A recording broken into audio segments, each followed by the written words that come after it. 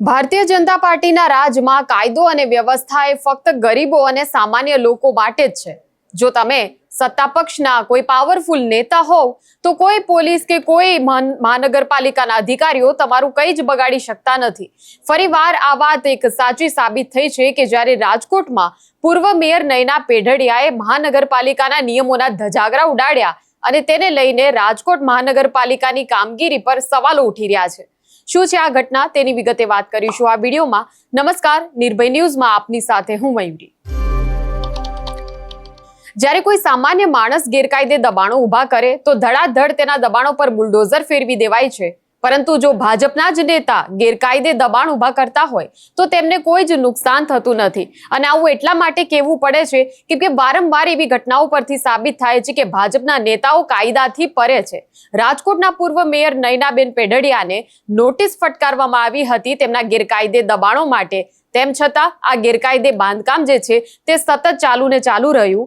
અને બીજી તરફ રાજકોટના જ હિંગળાજનગર કરીને એક વિસ્તાર છે કે જ્યાં રહીશોને ગેરકાયદે બાંધકામને લઈને મહાનગરપાલિકાએ હવે નોટિસ ફટકારી છે અને તેમના મકાનોને ખાલી કરાવી દેવામાં આવશે અને મકાનો જે છે તેને તોડી પાડવામાં આવશે તેવું હિંગળાજનગરના રહીશોને કહેવામાં આવ્યું છે। એટલે આ બંને ઘટનાની જ્યારે સરખામણી કરીએ છીએ ત્યારે સ્વાભાવિક રીતે દેખાઈ આવે છે કે રાજકોટ મહાનગરપાલિકાની આ એક બેધારી નીતિ છે કે જ્યાં હિંગળાજનગરમાં રહેતા સાવ સામાન્ય વર્ગના લોકોને ચોમાસા પર જ નોટિસ ફટકારીને તેમને મકાનો ખાલી કરવાનું કહી દેવામાં આવ્યું છે। તેમના માથેથી છત છીનવી લેવામાં આવશે અને આમાં મહાનગરપાલિકાને કોઈ વાંધો નથી, પરંતુ પૂર્વ મેયર નયના પેઢડિયા તેમની એક પ્રકારની અહીંયા મનમાની કે જ્યાં મહાનગરપાલિકા કોઈ કાર્યવાહી નથી કરી રહી। નયના પેઢડિયા એ આલિશાન કોમર્શિયલ કોમ્પ્લેક્સ બંધાવી રહ્યા છે જેનું કામકાજ જે છે એ આજથી ઘણા મહિનાઓ પહેલા શરૂ કરવામાં આવ્યું હતું, પરંતુ આ આખું જે કોમ્પ્લેક્સનું બાંધકામ છે એ ગેરકાયદે છે। જ્યારે આ બાંધકામ શરૂ કરવામાં આવ્યું હતું તે જ સમયે મીડિયાની નજરો હતી અને અહેવાલો પ્રસારિત પણ થયા હતા અને મીડિયાના પ્રેશરના કારણે જે તે સમયે મહાનગરપાલિકાએ નયના પેઢડિયાને પણ નોટિસ આપવી પડી હતી, પરંતુ આ નોટિસ આપી તેમ છતાં કામગીરી તો સતત ચાલુ રહી। જ્યારે નોટિસ આપી ત્યારે એક જ માળનું બાંધકામ થયું હતું અને નોટિસ પછી પણ આ કામગીરી અટકી નહીં અને હવે આ બાંધકામના જે દ્રશ્યો સામે આવી રહ્યા છે તેમાં દુકાનો બની ગઈ છે કોમ્પ્લેક્સની અને શટર લગાવવાની કામગીરી જે છે તે સતત ચાલુ છે। બીજા માળનું બાંધકામ જે છે કોમ્પ્લેક્સનું તે પણ સતત ચાલી રહ્યું છે।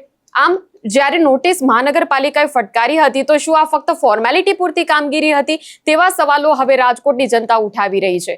ત્યારે આ સમગ્ર મામલે હવે જ્યારે સ્ટેન્ડિંગ કમિટીના ચેરમેનને પૂછવામાં આવ્યું હતું ત્યારે તેમણે શું કહ્યું છે તેમનો જવાબ જોઈ લઈએ। પરેશભાઈ, પૂર્વ મેયરનું બાંધકામ વિવાદમાં હતું, કોર્પોરેશને અટકાવ્યું હતું, આજે ફરીથી બાંધકામ શરૂ થઈ ગયું ને પૂર્ણ થવાના આરે છે, શું કહો છો વકીલ? આપના માધ્યમથી મારા ધ્યાનમાં આવ્યું છે, એ વિષય મારા ધ્યાન પર નહોતો। જે તે વખતે બાંધકામ એમને અટકાવી દીધેલું હતું, પણ હવે હું ટીપી શાખામાંથી તપાસ કરીશ એની। પરેશભાઈ, એક તરફ હિંગળાજનગરમાં 20 દિવસ ખાલી કર્યું કારણ કે એક તો ચોમાસું, બીજી બાજુ મેયરનું બાંધકામ એટલે કે રાજકીય વોટ ધરાવતા હોય તો કોઈ પણ બાંધકામનું ગ્રુપ એવું તો ના હોય। હિંગળાજનગર વાળું પણ અમે એની ડિટેલ મગાવી છે, હાલ પૂરતું એ પણ ઊભું રાખવાની વાત છે।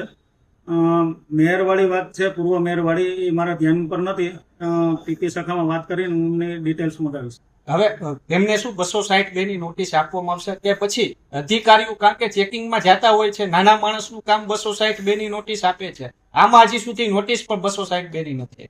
એ બિલકુલ ટીપી શાખાએ અત્યાર સુધીમાં શું પગલાં લીધા છે, કયા સ્ટેજે છે, એ હું તપાસ કરાવીને પછી આપને ધ્યાને મૂકીશ।